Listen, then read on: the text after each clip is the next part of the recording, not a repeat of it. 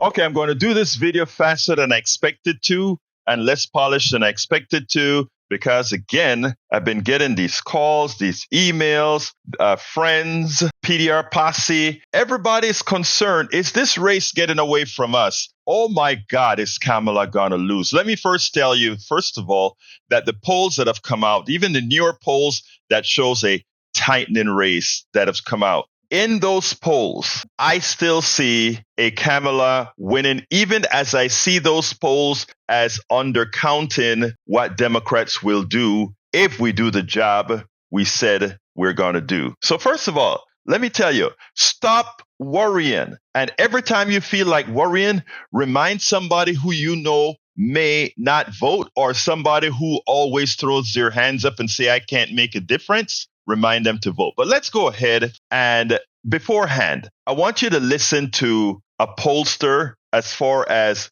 Donald Trump and a ceiling. Remember, these are just Republicans who hate Donald Trump, who don't want to vote for Donald Trump, but deep in their soul, they're Republicans and they feel it is heresy to vote for a Democrat. There's a ceiling there, and they have all come home. In other words, they've all come to Trump. So what you see is not a Kamala dropping, but you see the Republicans coming home, with Kamala still having room to grow as she consolidates not only her base, but the people like, let's say, Liz Cheney and others out there that are pushing those or giving some permission. It is okay to vote for Kamala. I want you to listen to this pollster, and then we'll take it on the other side. 48-51 is 48-51. Yeah. To a certain extent is where the horse race wants to go, right? And when you look in sort of the internals of the NBC poll, all of his supporters are now in our polling who have his job, right? That's part and parcel what you have happening. And when you go underneath that, look at what's happening underneath that. Approval rating 72% among rural voters. It's underwater among suburban voters. So some of those dynamics are still there. But that 48-51, I got a feeling that's where the election wants to go. And consistently in the polling, he's a 47-48% candidate, not only in polling. An ABC poll has out today where has her, I think her 51, him like 47 or 48 also. So this asymmetric sort of conversation about what she's got to do, I think is interesting because he has a ceiling. It never goes above 47. I mean, we've talked about 47%, Lonnie, and yet Republicans are coming home. The non-MAGA Republicans seem to be coming home, but he can't get above that 47%. What does that tell you? You are seeing coalescence amongst Republican voters. And I think that the self-identified block of Republicans who are, quote, non-MAGA is definitely decreasing. I think there's a few reasons for that. First of all, I do think that there is a recognition amongst the issue that Republicans care most about, which is immigration. I mean, if you look at this poll, every poll that we see, it is immigration. There's a lot of contrast on that issue. And I think Trump has successfully driven contrast on that issue. And those voters are coming home because of immigration. I would also say that there's a positive view, I mean, to your point, about his administration's policies on the other issue they care about, which is cost of living. And so that contrast on issues is quite significant. That is coalescing Republicans. And I think that is the single reason why his numbers have improved significantly over these last several weeks. And the good piece of news for Vice President Harris, Lynn, is the fact that abortion is at the top of the list in terms of what voters say is going to turn them out to vote. Yeah, absolutely. And this is why, in part, you see this gender divide in this polling. Abortion is a big issue for Kamala Harris. She is winning this issue. And that's what not only Democratic voters, but it seems like some independent voters really care about this too. She's talking about freedom and the freedom to control your own body, which is really important. Meanwhile, Donald Trump is really trying to expand that gender divide by focusing on men. Everything that he has done in his campaign has been, to increase his support among men. It's an historic gender gap, Monica. So that is where this battle is going to be fought and won, it seems. Absolutely. And we certainly saw with former President Obama's comments in the last couple of days, specifically aimed at men, with his message also that he delivered to black men. This is an area where the Harris campaign knows they're going to be targeting and laying out more new ads specifically with black men, talking about why they support the vice president. They're going to be leaning into that. But on abortion as well, on this point with the gender gap, after Labor Day, the Harris campaign decided we're going to have a reproductive freedom event every single day in a swing state until the election. And they view that as really a key part of their strategy. Reproductive rights is Republicans chasing the car and catching it. This is the dog chasing the car and catching it, right? And I said this going into the last midterm. It is a mobilizing issue on the left in a way we have not seen before. So we're going into another election where I think Democrats are going to overperform because of the mobilizing effect of abortion rights.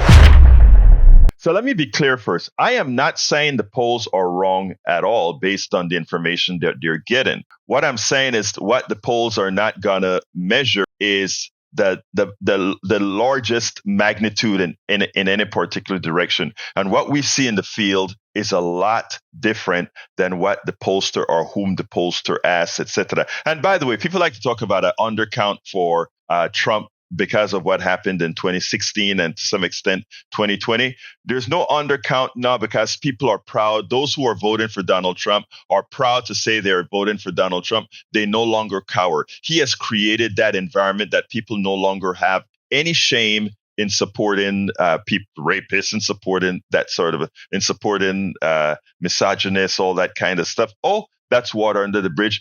Donald Trump has changed the psyche, I think, irrecoverably. But that said, the decent people that remain, the people that remain that will do the right thing, far exceeds those who are simply going to say, I can't leave my party. And it's important to note that that when you look at the things that people are complaining about, it mostly shows the success of the campaigning by Trump and his minions as far as being able to tell bold-faced lies, being able to tell all these things in ads and not being called out effectively by a media or likewise by the Kamala Harris campaign. Let me give an example. People still believe that they have more information as far as what the Trump economy would be than the economic policies of Trump than they have of the economic policies of Kamala Harris,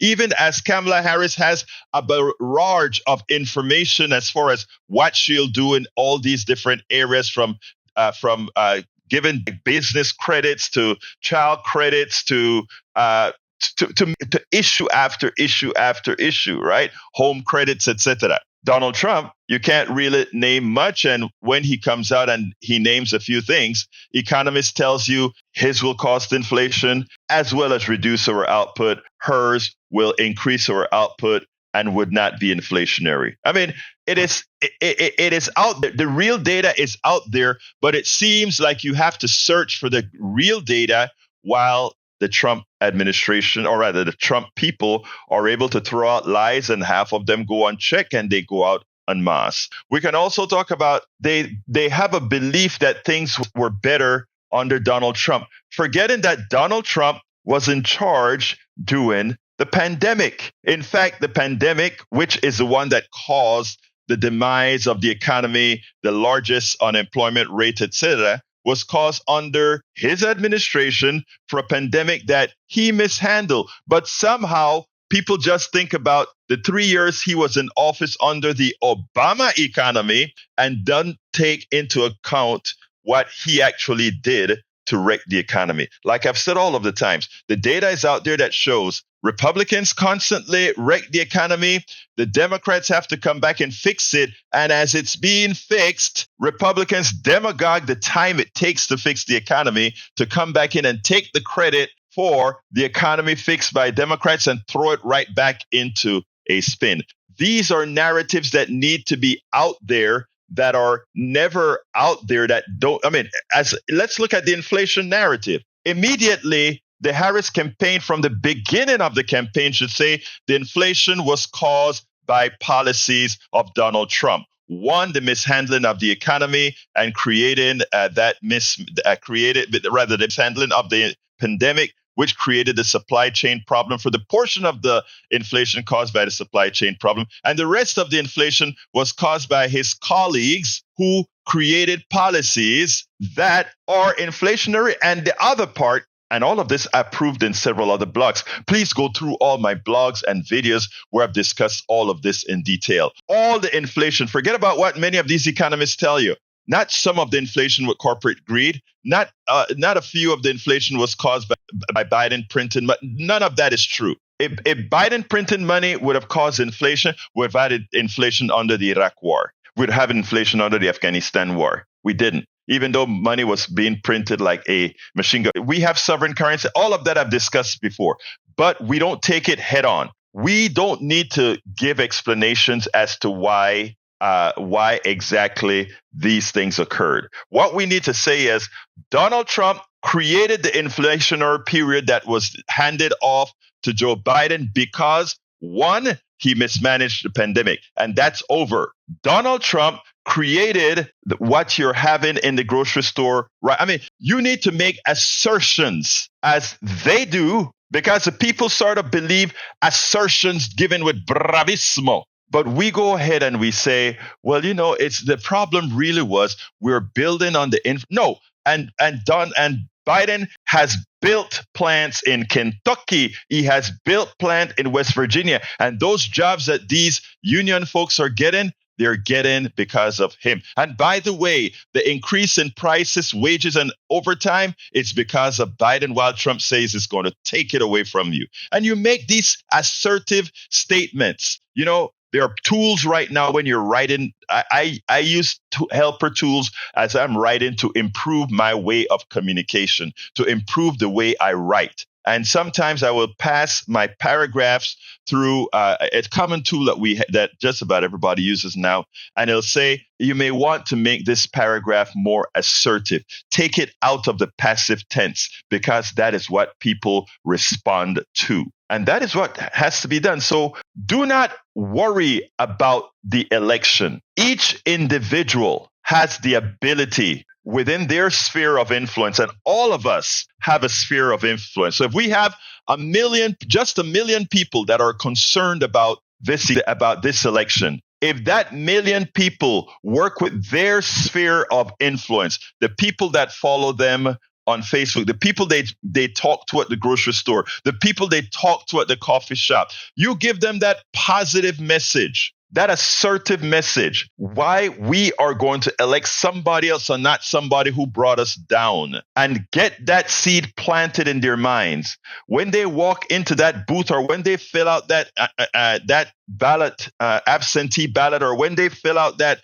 mail ballot or whatever, that seed that you planted in their head will be there. I've seen Trump. I've seen Biden. I've seen the factories. I've seen this. You have to remind them. You have to remind them to see what their eyes are seeing. But folks, that's not all. That's not all. Susan Glazier from the New Yorker, she said something that really touched me on the panel. And I want you to listen to her, and then we'll take it on the other side. We're 9 years into the Donald Trump era. This is the third consecutive election that Republicans have nominated Donald Trump. That's never happened in Republican Party history before. We have not reelected a president who was defeated in more than 100 years, and only once in American history. Donald Trump challenged the results of a legal election for the first time in American history. He refused to accept the results. He has said things that are outside the mainstream of any candidate. And if Americans are going to return him to office, that's going to tell us something very important about Yes, there is a very small chance, a minute chance, that Donald Trump could win. Very small chance. But if that were to occur, at that point, what it would tell us about ourselves is that, like every empire, like every major nation over this millennia, even as they weren't supposedly advanced as we are, that we will go down like all the rest. The thing about it is, it doesn't have to be that way, right? It absolutely doesn't have to be that way. We don't have to go down because of misinformation, lies. We don't have to go down because of an alternate reality. We don't have to go down because we have stopped critically thinking. Remember, the policies of the right is to keep you dumb, because if you're dumb, anything I tell you, you may start to believe and then vote against your own interests, which is what anybody who votes for Trump is doing.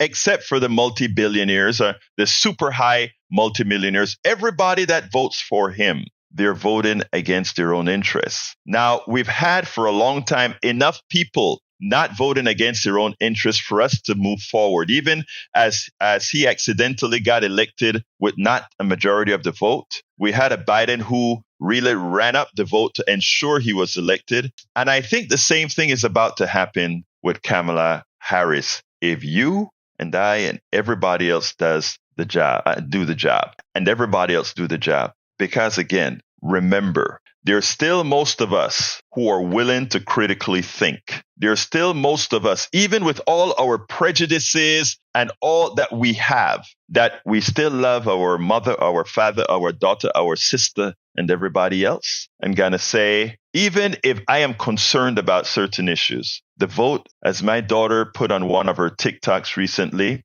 when you go to vote, you're not voting for yourself. You're voting for your family. You're voting for your relatives. You're voting for your friends. You're voting for those who you care for. You're voting for America. And if someone like Liz Cheney, who said, I don't agree with Kamala Harris on policy, but we are in existential times. And at this point in time in our history, all the things that I've ever said about liberals and progressives and whatever, the one thing I know is that we all love our country, or most of us love our country. And we won't allow a Donald Trump to come in and destroy that which we have been building for centuries. We won't allow him to come in and destroy that. So folks, stop worrying and go out there with a smile on your face, with a joy in your heart, and win this thing. And I'm not talking about win this thing on the margins. I'm talking about win this thing big, because it's out there for the taking.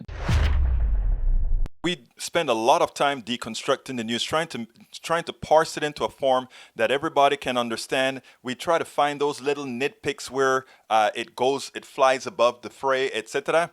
If you really like these videos that we do, I want to ask a big favor. Please go ahead. Number 1, subscribe to our channel. And number 2, please join if you can. Thank you so kindly for watching. Keep watching. Please remember to share. We must populate the entire internet with our progressive message, a message that we know is what most Americans say that they want. So help us, please join.